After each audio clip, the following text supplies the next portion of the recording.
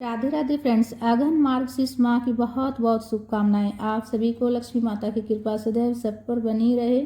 आज मैं आप सबके साथ शेयर करूंगी अघन मार्गशीर्ष माह में गुरुवार के दिन जो पूजा करेंगे उसकी चौकी हम कब और कैसे उठाएंगे।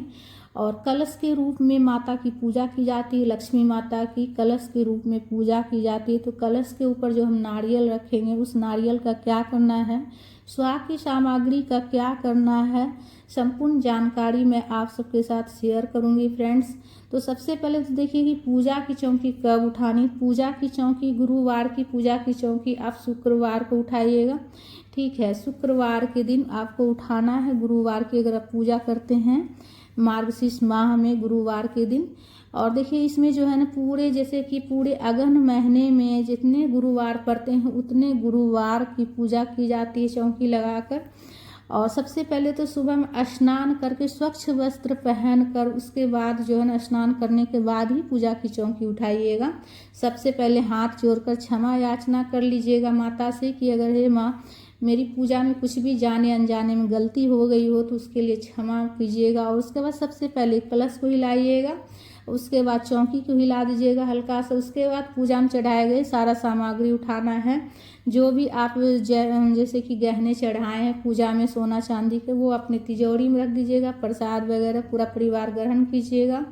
और जो फूल पत्ती जितना है सब विसर्जन करने के लिए रख लीजिएगा। देखिए आसपास में कहीं गंगा नदी हो तो वहाँ जाकर आप विसर्जन कर सकते हैं, या तो आप जैसे कि पूरा इकट्ठा करके रखिएगा। और जो पूरे मतलब महीने का गुरुवार की जब पूजा कर लीजिएगा उसके बाद विसर्जन कीजिएगा, आसपास में कहीं गंगा नदी हो। और देखिए चरण की जो हम पूजा किए हैं प्लेट में बनाकर, तो उसे देखिए ऐसे डायरेक्ट सिंक में ले जाकर नहीं धोइएगा। आप उसे जो है ना पहले जल से धोकर चरण को, उसके बाद किसी पेड़ पौधा में डाल दीजिएगा, उसके बाद ही उसे मांजिएगा, ठीक है। जनेऊ कोई पहनने वाला हो तो पहन सकता है, और नहीं तो देखिए आप जो प्रत्येक गुरुवार की पूजा की जाती है तो यही जनेऊ आप रख सकते हैं। अगले बार जब पूजा कीजिएगा तो जल के छींटे देकर आप दोबारा आप पूजा में चढ़ा सकते हैं इसी जनेऊ को, ठीक है। आप दोबारा चढ़ा सकते हैं, जल के छींटे दे दीजिएगा। इसलिए कि जो है ना पूरे महीने जितने गुरुवार पड़ते हैं उतने गुरुवार में जो है ना माता की कलश के रूप में स्थापना करके पूजा की जाती प्रत्येक गुरुवार के। तो कभी 4 पड़ जाती, कभी 5 पड़ जाती है अगहन महीने में। और सुहाग की सामग्री जो है वो भी आप जैसे कि आप जो पहली बार जो पहला गुरुवार को आप चढ़ाए हैं तो उसे आप चाहे तो आप अगले गुरुवार को भी आप यही सुहाग की सामग्री चढ़ा सकते हैं, या फिर आप नया चढ़ाना चाहते हैं तो आप नया चढ़ा सकते हैं। और देखिए अगर आपके पास ज़्यादा मतलब नहीं हो, ज़्यादा जैसे सुविधा नहीं है तो आप यही सुहाग की सामग्री संभाल कर रख दीजिएगा, अगले गुरुवार को फिर माता को चढ़ा दीजिएगा, ठीक है। इस सामग्री को अच्छे से रख दीजिएगा। और लास्ट वाले दिन, उद्यापन वाले दिन जो है ना चौकी उठाने के बाद क्या करना है उसका भी वीडियो मैं आप सबके साथ जल्द ही शेयर करूँगी।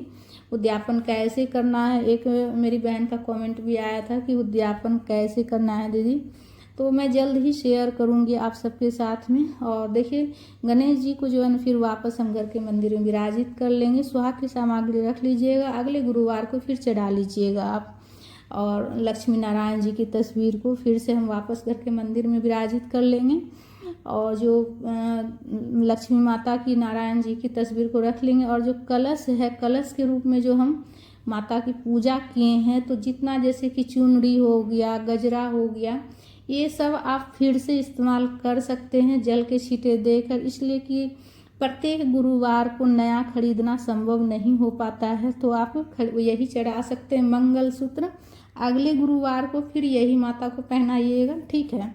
तो संभाल कर सब चीज़ रख लीजिएगा। अगले गुरुवार को फिर आप जब पूजा कीजिएगा तो फिर से कलश स्थापन करके और माता का फिर से श्रृंगार कर लीजिएगा। और यही नारियल, यही चुनरी, यही सुहाग की सामग्री आप संभाल कर रख लीजिएगा।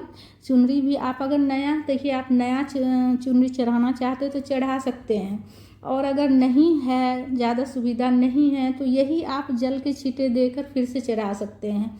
और जो नारियल है ना, नारियल भी हम इसी नारियल में हम फिर से पूजा कर लेंगे माता का, ठीक है। तो इसी नारियल को फिर से आप संभाल कर रख लीजिएगा अगले गुरुवार के दिन पूजन करने के लिए, इसी नारियल को। और लास्ट गुरुवार को क्या करना है, उद्यापन कैसे करना है, पूजा की चौकी में जो उठाएंगे सामग्री उसका क्या करना है, अंतिम गुरुवार के दिन की पूजा की सामग्री का क्या करना है, वो भी जल्द ही शेयर करूँगी मैं आप सबके साथ।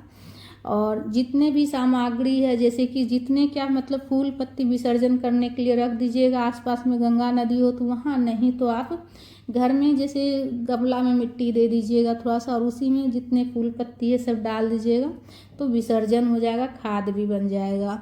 और कलश में जो आप सिक्का और सुपारी ये सब चीज़ जो कलश में डालिएगा वो भी आप जो है ना वापस से फिर से कलश स्थापन करने के लिए आप वापस फिर से रख लीजिएगा। ये सारा चीज़, आम के पत्ता विसर्जन कर लीजिएगा।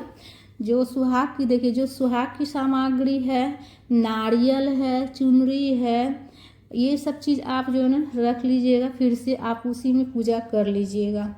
और अगर ज़्यादा आपके पास है तो आप चाहे तो सुहाग की सामग्री चेंज करके दूसरा भी आप चढ़ा सकते हैं, और उस सामग्री को आप खुद इस्तेमाल कर सकते हैं। आपके घर में कोई भी इस्तेमाल कर सकती है, माता को चढ़ाया हुआ है। और अगर नहीं तो आप जो है ना उसी सामग्री का आप इस्तेमाल कर सकते हैं। चावल जो पूजा में चढ़ाए हैं उसे खीर बनाकर पूरा परिवार ग्रहण कर लीजिएगा। और जो आसन है, आसन में भी जैसे कि आप जैसे धुलने लायक हो तो आप धुल लीजिएगा, धुलने लायक नहीं हो जैसे आजकल के आसन जो ऐसा होता है कि एक बार धुलो और ख़राब हो जाती है, तो आप जो है ना उठाकर अच्छे से रख लीजिएगा। जल के छींटे देकर आप फिर से आसन जो है ना स्वच्छ गंगा जल के छींटे देकर फिर से आसन आप बिछा सकते हैं इसी आसन को। अगर जैसे कि आसन जैसे ऐसा हो कि धुलने लायक नहीं है, ख़राब हो जाएगा धुलने से, तो उसमें जो है ना आप उस आसन को जो है ना आप उस आसन पर गंगा जल के छींटे देकर फिर से बिछाकर आप पूजन कर सकते हैं। और अगर धुलने लायक आसन हो कि धुलने से ख़राब नहीं होगा तो आप धुल लीजिएगा। तो फ्रेंड्स, अगर वीडियो अच्छा लगा तो लाइक ज़रूर कर लीजिएगा। राधे।